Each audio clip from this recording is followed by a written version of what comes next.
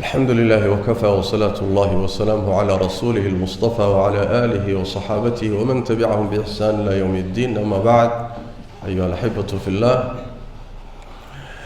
waxaan ku dhex jirnay mowduucii aan fariimaha ugu diraynay dhalinyarada muslimiinta ee waqtigan jooga. khudbadii hore waxaan kaga soo hadalnay ahmiyadda iyo khatarta ay leedahay marxalada dhalinyaranimadu. waxaa kaloon ku tilmaanay fariintii ugu horreysay oo ahayd inay dhalinyaradu fahmaan oo ay fiqhigeeda yeeshaan marxaladaas halista ay leedahay iyo siday muhiimka u tahay. khudbada waxaan ku qaadanaynaa laba fariimood. fariinta koobaadi waxa weeye marxalada dhalinyaranimadu maadaama aada fahantay inay tahay marxalada ugu qiimo badan ee ugu qaalisan noloshaada, ha dayicin, ha luminin, ha khasaarinin. waxaad gelisaa ood uga faa'iidaysataa wax aakhiradaada iyo adduunkaaga ku anfaca. nabigeenna sala allahu calayhi waalihi wasalam waxaa ka sugan inuu yihi ruuxa islaamnimo wanaaggiisa waxaa ka mid a waxyaalaha aan dani ugu jirin oon faa'iidada lahayn inuu isaga tago. waxyaalahaan dani kuugu jirin oo aan waxba kaa soo gaadhayn, waxna kaa soo gelaynin, khasaaro mooye isaga tag, wakhtigaagana ha gelinin.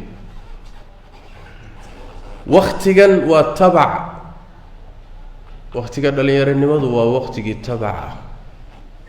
wakhtiyada ka dambaysana inta badan waa wakhtigii la goosto wixii aada tabacday xilligaa dhalinyaranimada.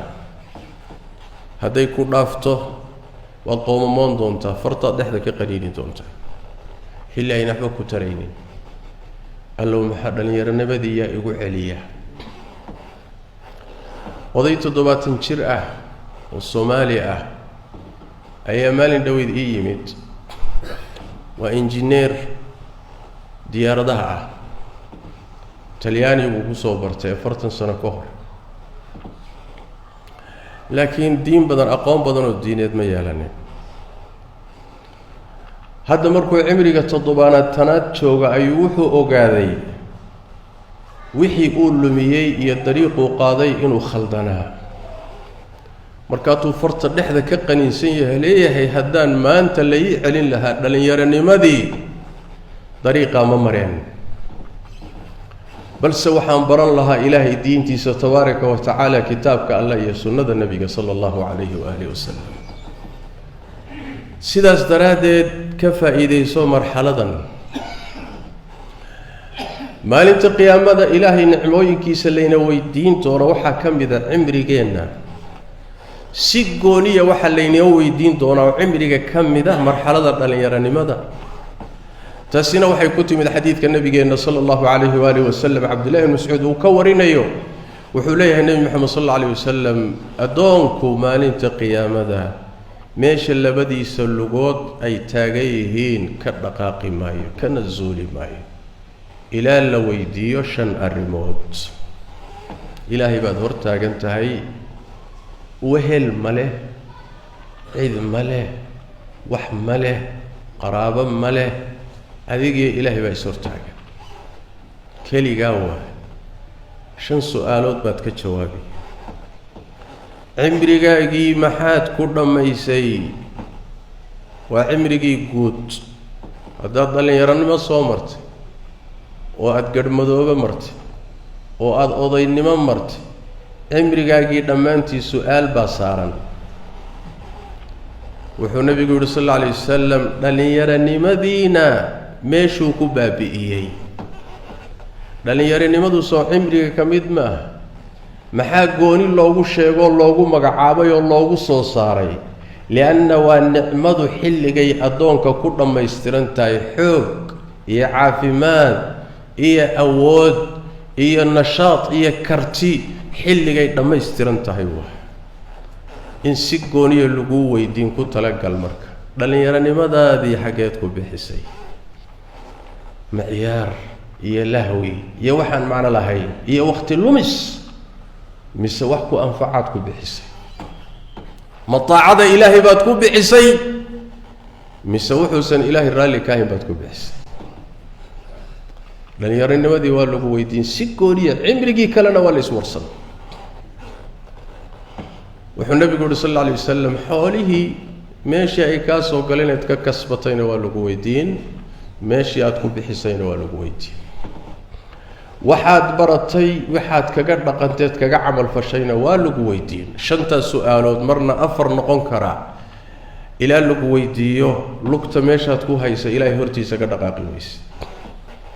ku talagal marka nicmada dhallinyaranimadii marka waa nicmo khaasa nicamka la isweydiin doono uma latus'alunna yowmaidin cani nnaciim ta ugu muhiimsan waayo su-aasheedii diyaari marka su-aashaa jawaabteedii ilahay ad la hortegi lahayd diyaari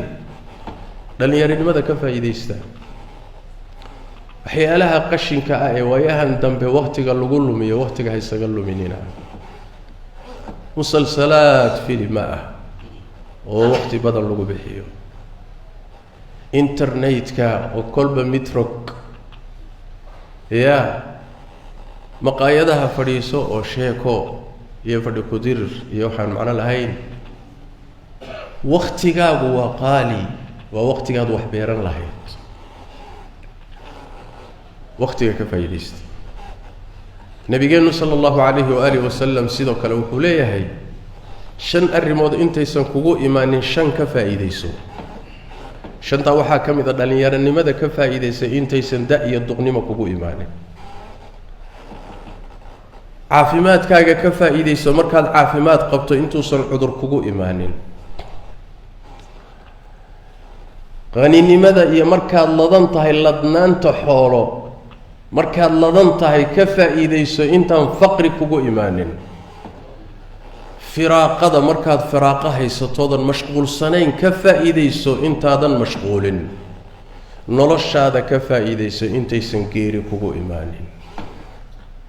dhallinyaranimada ka faa'iidaysta intaysan da' imaanin dhallinyaranimada inta badan waxaa la socda firaaqada iyo caafimaadka iyo xooggaa la socda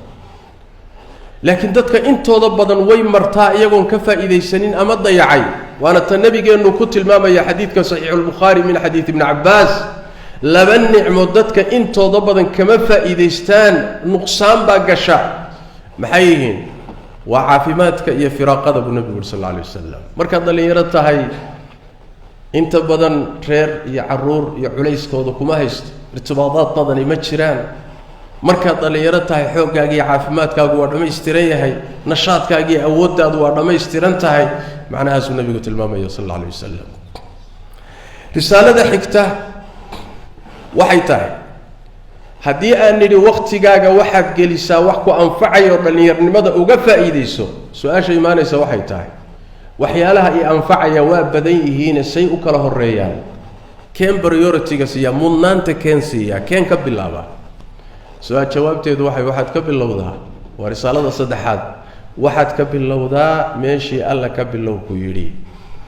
meeshii nebigu ka bilow ku yidhi salawaatu rabbi wasalaamu calayh tilaabadaadu halkaa ha ka bilaabato oo muxuu yahay cilmiga diinta iyo shareecada barashadeeda allah wuxuu ka hormariyey laa ilaaha ila allah oo kelimatu tawxiida cilmi buu ka hormariyey faclam annahu laa ilaaha ila allah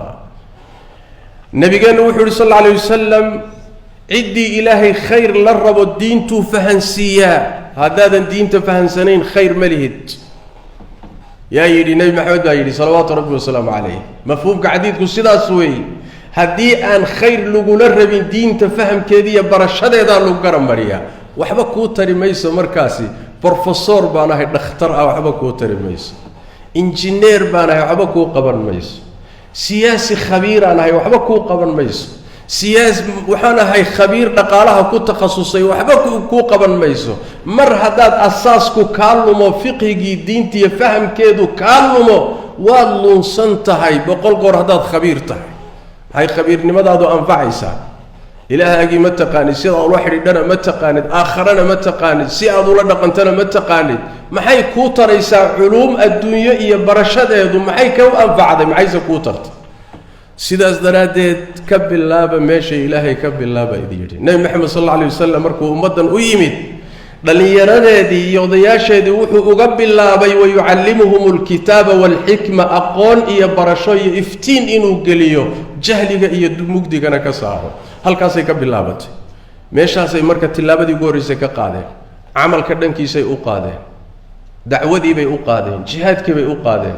bilaadda iyo quluubtaba inay furaan bay u qaadeen laakiin xaggay tilaabada ka bilaabeen wayucallimuhum alkitaaba walxikma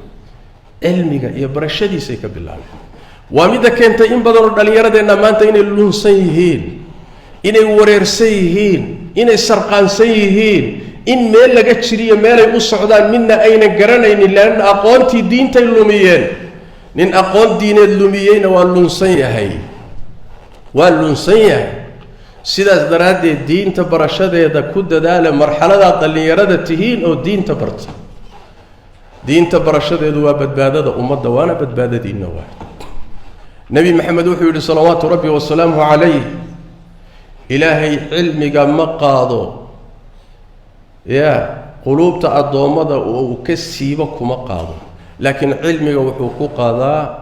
inuu culimmada dilo ay culimmadu tagaan wakhtigoodu dhammaadona israacaan markay culimmadii cilmiga xambaarsanaa tagaan dad marka waxaa soo hadhaya aan aqoon lahayn ummaddii aqoon ma leh culimana ma leh meelay u noqoto ma leh kuwa aan aqoon lahayn baa booskii culimmada marka fadhiisanaya diintii baa wax laga weydiinayaa iyaguna waa lumeen dadkana waa lumiyeen ummaddii luntay ummaddan badbaadadeedu waa culimmada culumta shareecada xambaarsan baa badbaadadeeda maalinka la waayana ummaddii luntay hadday luntana adduuniya aakharaba khasaartay ummaddan badbaadadeeda ka shaqeeya cilmi diineed iyo diin inaad ku badbaadisaan wax kaloo badbaadin kara ma jireen laakiin xaaladdu siday maanta tahay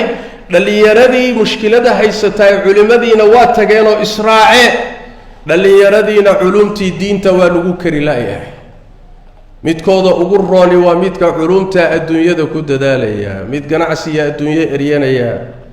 mid culumta adduunyada fiisiyaha iyo kiimiyaha iyo sayniska iyo culumta iyo dhaqaalaha iyo siyaasadda iyo xidhiidhka iyo bay ku mashquulsan yihiin culumtii diintuna waa la yaraato waa la fududaatay wax weyn maaha lianna waxay noqotay wax walboo la baranayo in hunguri adduunye laga raadiyo diintiina wax qumano wax isku siinayaay ma jiro waa laga tegay marka yaa raba waxaa soo socda oo laga yaabaa inay timaado ummaddan ku timaado xilliga nebi maxamed tilmaamay sal alla alay wasalam inay diintu duugoobi doonto ay baabi'i doonto sida marada xararkeedu u baaba'o oo kale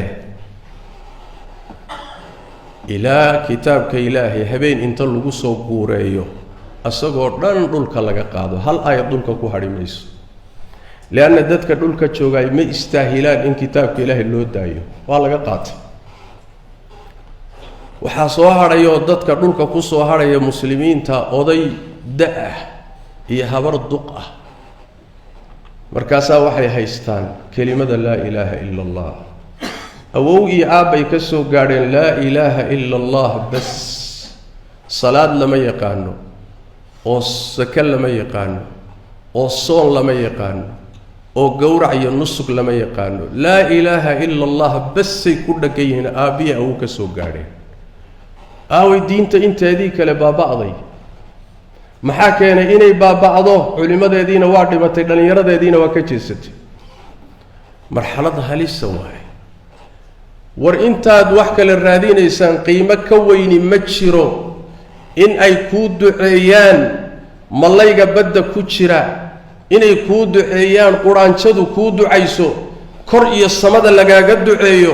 dhulka iyo makhluuqaadku kuu duceeyaan malaa'igta ilaahay kuu ducayso wax ka qiimo badani ma jiro oo say ku imaanaysaa inaad noqoto mucallimu nnaasi alkhayr dadka khayrka iyo wanaagga dadka bara imaam dadka ay ku daydaanoo wanaagga iyo khayrka iyo culumta diinta xambaarsan ummaddana ku anfaca mansile ka qiimo badan oo aad gaadhi kartaani ma ay jirto sidaas daraaddeed tillaabadiinnu ha ka bilaabato diinta inaad barataan ood ku mashquulsaan bad-an kitaabka ilaahay ood ka bilowdaan sunnadii nebiga sal alla alay wasalam fiqhigii diinta culumtii shareecada halkaasay ka bilaabataa إلى أن رسائشي فرمها كلك كل من أنت إياه. صلوا وسلموا على خاتم الأنبياء والمرسلين. اللهم صل وسلم وبارك على عبدك ورسولك محمد وعلى آله وصحبه أجمعين، وارض اللهم عن الصحابة والتابعين وتابعيهم ومن تبعهم بإحسان إلى يوم الدين. اللهم إنا نسألك الهدى والتقى والعفاف والغنى. ربنا ظلمنا أنفسنا وإن لم تغفر لنا وترحمنا لنكونن من الخاسرين. اللهم يا حي يا قيوم برحمتك نستغيث، ردنا إليك ردا جميلا ووفقنا لما تحب وترضى. اللهم اغفر للمسلمين والمسلمات والمؤمنين والمؤمنات الأحياء منهم والأموات برحمتك يا أرحم الراحمين. وسبحانك اللهم وبحمدك نشهد أن لا إله إلا أنت نستغفرك ونتوب إليك.